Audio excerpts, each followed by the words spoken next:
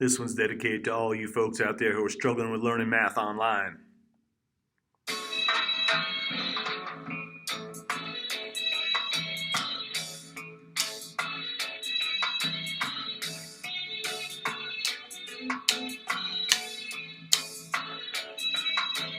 Don't worry about a thing, 'cause every little thing is going to be alright. Went to school this morning, I posted my lesson online, when 3 little boys came by my classroom saying math's too hard, they couldn't do their work. I told them, this is my message for you. Don't worry, it's only math.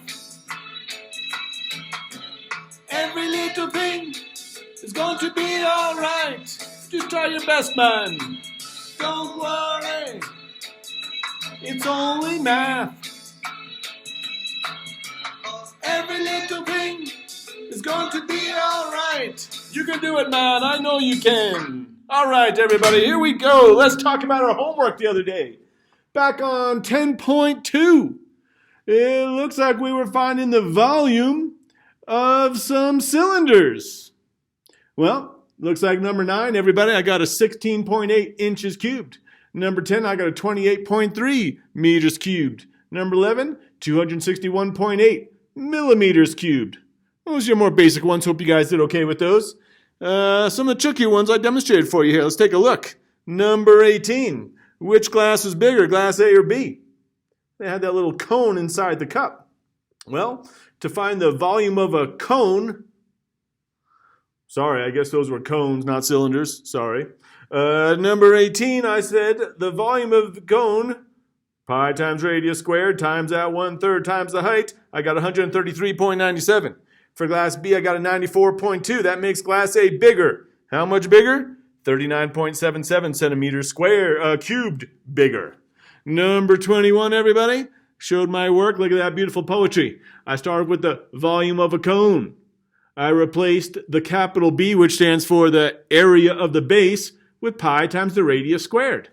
Well, I plugged in all. We were trying to solve for the radius this time, weren't we, everybody? They gave me the height. They gave me the volume. All right. So I did my multiplication over here. I got a 4.396. I divided both sides by a 4.396. That made this side a 0.82. Then I took the square root of both sides. The radius must be a 0.9. Down to number 22, everybody. Sorry, volume of a cone. There's that beautiful formula. Always start your poetry with the formula. Replace that capital B with the pi times the radius squared. Once again, we're trying to find that radius. This time, though, notice they gave me the volume with the pi in it. That means those 2 pi's canceled each other out. I just took them away from both sides. Then I divided both sides by 10. That's where I got this here 2. Then I multiplied both sides by 3. That's how I got this 6. I took the square root of both sides. I got 2.44. But they asked for the diameter. Double it, 4.88 meters. Number 25. I think we started this one yesterday in class. Well, they're telling me the volume of the cylinder is the same as the volume of the cone. Well, to find the volume of a cylinder, pi radius squared times the height. Volume of a cone, 1/3 pi r squared times the height. All right.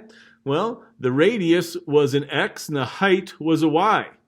In this side, the diameter was 2x. That makes the radius half of that, or just an x, which of course I have to square.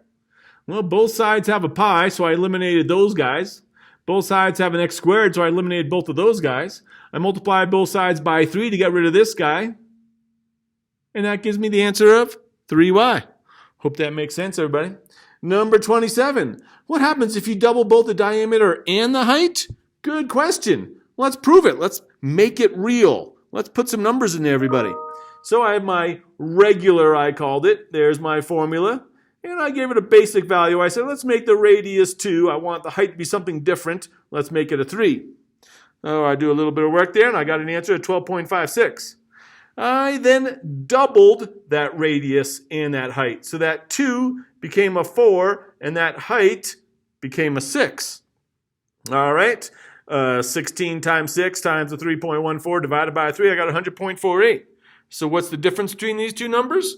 Well, I took my 100.48 and I divided it by the 12.56.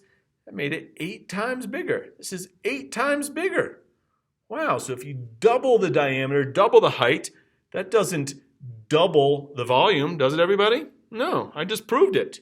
It's 8 times bigger. Let's think of why. We're talking about cubes in there to the third power. So if you double something 2 to the third power, 8 times bigger. Think about that one, everybody. All right, we got a new lesson today, and we are going to talk about the volume of a sphere, everybody. Volume of a sphere. Come on in, take a look at what we got here. All right, we got a beautiful formula that tells us what to do. To find the volume of a sphere, everybody, you multiply 4/3. Yeah, 4/3 times pi times the radius cubed. You plug in the values, you do what this formula says, you're going to find that volume. Let's do an example of a slightly trickier question, everybody. Now, they're giving me the volume of a sphere. Remember, a sphere is just a ball, but in math we call it a sphere. And we want to find that missing radius.